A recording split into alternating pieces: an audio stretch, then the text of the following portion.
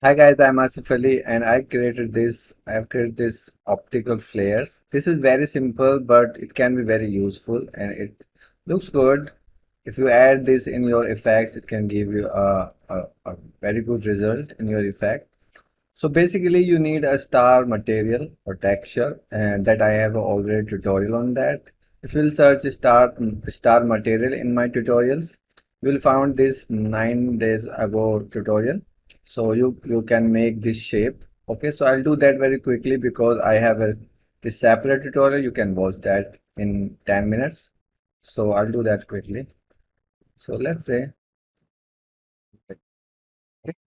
so I'll create that material and star.